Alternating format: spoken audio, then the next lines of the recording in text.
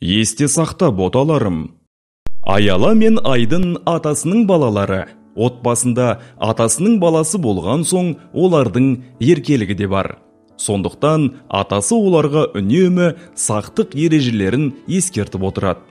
Осындай кезде үйде атасы шай ішіп отырғанда атасының қасында Аяла мен Айдын су мен мұздағы қауіпсіздік туралы сұрақтарын қойды. Есте сақта боталарым, су әрине біздің досымыз. Біз өзіміз 75% судан тұрамыз. Бірақ кейбір жағдайларда суда қауіпті болуы мүмкін. Бұған жол бермеу үшін ересектер мен балалар жазғы кезеңде шомылу маусымында белгілі бір тәртіп ережелерін сақтау қажет. Бүгін соларды еске түсірейік, балалар. Жаз маусымында теңізде, бассейнде, су айдынында шомылғанда судағы қауіпсіздік ережелері туралы ұмытпаңдар. 10 маңызды ережені есте сақтаңдар.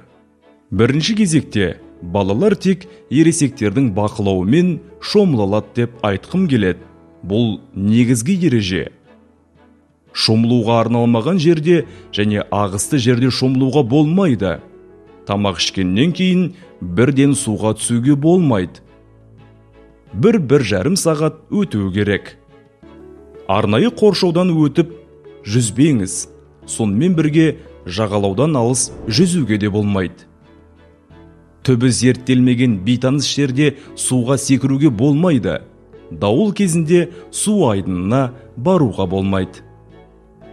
Жүзе білмейтін балаларды су айдынына арнайы құралдарсыз жіберуге болмайды. Суда тым ұзақ уақыт болуға болмайды. Бір шомылуға 10-15 минут жеткілікті. Салқын суға шомылуға болмайды. 16 градустан төмен болмау керек. Қайықтардың, катерлердің және кемелердің жанында жүзуге тыйым салынады. Ыстық күні суға түсуде қауіпті.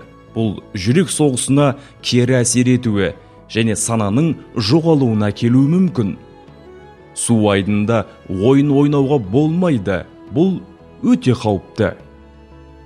Шын мәнінде бәрі дұрыс бола тұра жалған дабыл көтеріп суға батып бара жатқандай көрініс жасаудың қажеті жоқ. Себебі расымен де нақты қауіп туындаған кезде сізге жаныңыздағылар сенбей қалуы мүмкін.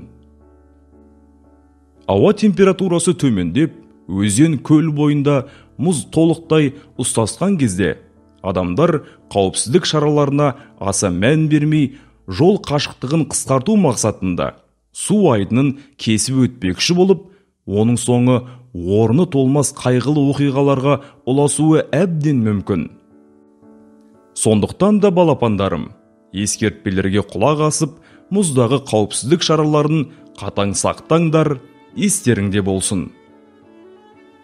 Мұзға, балық аулауға, шана не шаңғы тебуге ересектердің қарауынсыз бармаңдар.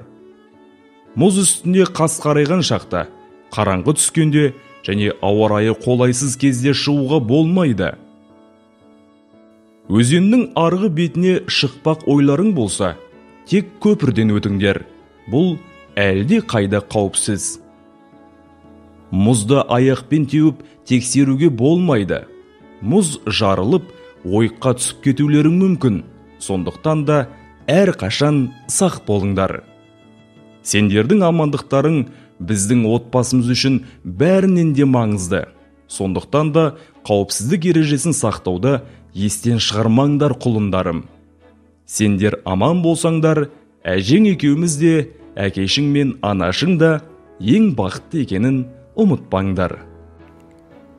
Жарайды аташым, біз сіздің айтқан ережелеріңізді естен шығармаймыз. Алаң болмаңыз, өзіңіз айтқандай біз ең ақылды балаларымыз ғой, ережені ұқтық. Енді бізге қызықты ертегі айтып беріңізші, атажан. Жарайды, құлындарым. Бері таман жайғасып, құлақ сап тыңдаңдар. Бүгін өте қызықты және қиял ғажайып ертегіні бастайын.